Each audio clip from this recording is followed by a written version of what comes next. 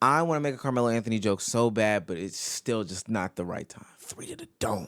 For those who have been living a rock and don't know about this situation, Carmelo Anthony is a young high schooler from Texas who ended the life of another high schooler, Austin Metcalf, at a track event over what seemed to be some sort of kerfuffle or incident by taking a knife, and putting it through the chest of this young man. Carmelo would then proceed to run off after this incident, collide with the police officers, turn himself in, and then ask if young Austin Metcalf was okay, but nonetheless, he had reached his untimely demise. Initial charges had Carmelo Anthony sitting in a jail cell waiting for his $1 million worth of bond, but recently it got cut down to $250,000, and that has set the world ablaze. This situation has sparked racial tension across the nation that we haven't seen since literally like the George Floyd incident of the pandemic. And when I say that people are going over the top to put their racial inputs into these situations, it is amazing to me how quickly these people are running to put race into this conversation. It seems like everyone is taking some sort of stance. Even the platforms in which people are allowed to give donations in order to, support either sides of this specific incident. As you can see here, GoFundMe deleted the GoFundMe for Carmelo Anthony's defense, but they do have the one for Austin Metcalf's family. And I think that this isn't just one, there is another one, but this is Jeff Metcalf's organizing of Austin Metcalf's GoFundMe. People are so funny though, because Carmelo is raising funds for, legal defense. Austin Metcalf's family is raising money for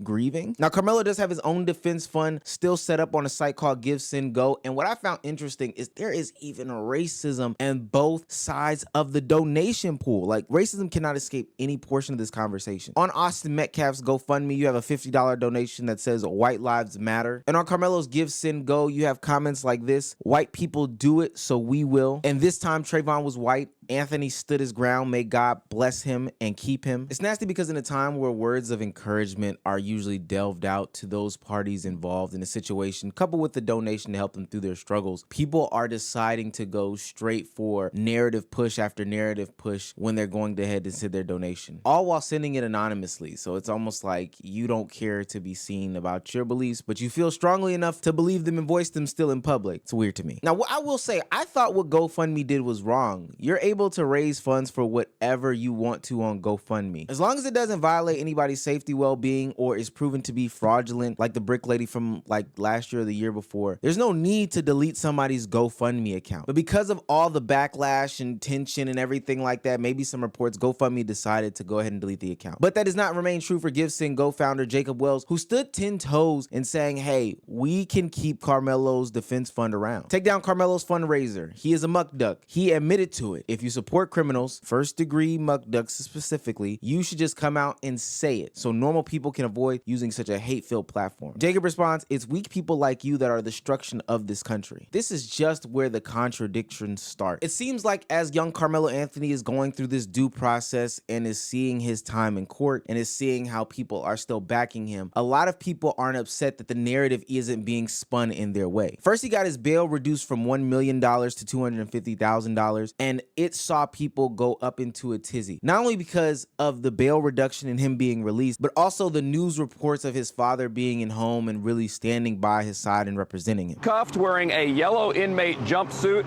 he spoke only to identify himself to the judge and stared straight forward while his father, Andrew Anthony, testified about how his son is the oldest of 4 siblings, a straight-A student, active in his church, and worked 2 jobs while serving as captain of the football and track team. To this point, he's not had any criminal history, all factors his defense brought up when asking the judge to lower the bond. The amount they were asking for was $150,000. The prosecution, though, argued the bond should have stayed at $1 million, even asking Andrew Anthony about the online fundraiser that's raised $412,000 for his son's defense. Ultimately, though, the judge said the purpose of bond is not a punishment, but to ensure the defendant returns for his court dates and to protect the community. How much money he earned in some online fundraiser is irrelevant. Half of the stuff that's being brought up is totally nonsensical. But what is true is that he is having every narrative dispelled in a courtroom in live time. So people that are looking for the demise of Carmelo Anthony are grasping at straws. When pictures online go of him and his dad standing in a hallway in his home, it seemingly ruffled so many people's feathers that they decided to dox not only Carmelo Anthony and where his family has lived in this new house, but also the judge involved in the trial by disclosing her name, her judgment, etc., etc. I've literally seen comment sections saying that we should end the judge's life because of the decision that she made, and we haven't even started with the case itself. During that same court proceeding, the attorney for Carmelo Anthony had to explain why there was so much bond money and what the intentions of the bond money was for. And of course, it was to help him not only be able to get up out of that box that he was once in for this situation, but also a way to defend himself, because people had disclosed Carmelo Anthony's residency and decided to do nasty, hateful, and harmful things. They sent threats, they sent imagery. There is a literal witch hunt out for this young man right now. 17-year-old Carmelo Anthony was silent after bonding out of the Collin County Jail and being placed on house arrest.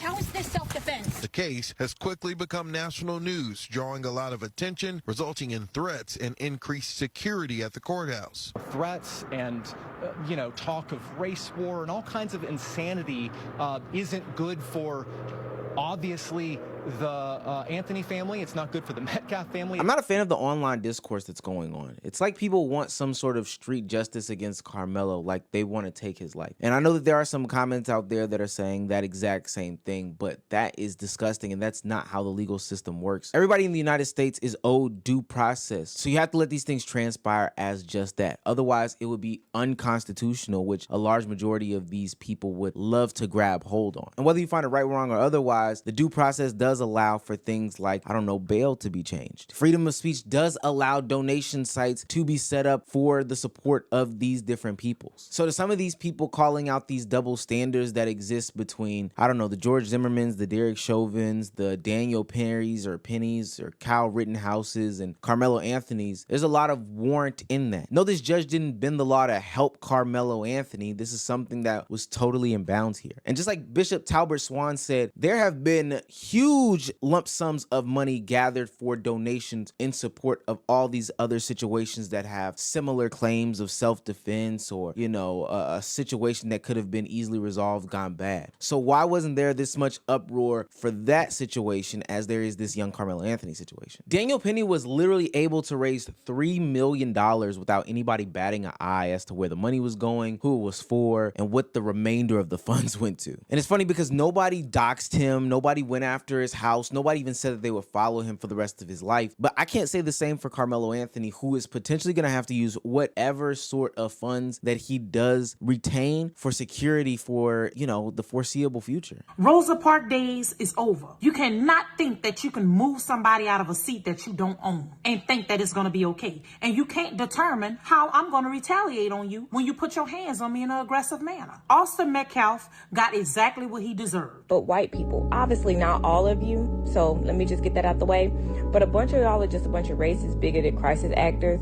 People really believe that kid had the right to tell Carmelo to move. If that kid would have just minded his own business, would he or would he not still be alive? And the problem that I have with this rhetoric on this side is the terms deserve. Deserve to die is like the craziest thing in the world. I don't know if I could ever say that somebody deserves to die for actions like this. Like deserved. I can't even think of a time when somebody deserves to die. Who are we to be judging when somebody can and can't live? I think this exists because a lot of people, black people, are looking for a win in the criminal justice system. Black people were dejected when the officers in the Rodney King situation in the 90s didn't get charged with anything, but were happier and celebrated when he did get rewarded some sort of funds. Black people seemingly celebrated when O.J. Simpson got away with what he did to Nicole Brown Simpson and Ronald Goldman. And through every documentary that I've ever read, every, account of the situation that I've heard, it's because a lot of times black people are looking for some sort of win when it comes to the legal justice system. It's hard sitting down and watching a Trayvon Martin, a George Floyd, any sort of, person in the mainstream media that gets taken out by police officers or citizens to no sort of justice is hard to watch as an onlooking citizen. It makes you feel like it could happen to you and nobody cares about you in your life. And I get that. There's things to address about the legal system, what's right, what's wrong, what's indifferent. There's a bunch of things to address there. Saying that seemingly in a situation that is opposite or, people are making it out to be an opposite, that the person deserves to die, that's where I have to draw the line. Racial tension still exists in America, and this situation is doing nothing but adding fuel to the fire. 2 young men lost their lives, one in the physical, and one for the rest of their lives will be scarred and damaged with the trauma from this situation. And it seems like nobody cares about any of that. They just want to get their narratives off in the most disgusting manner possible.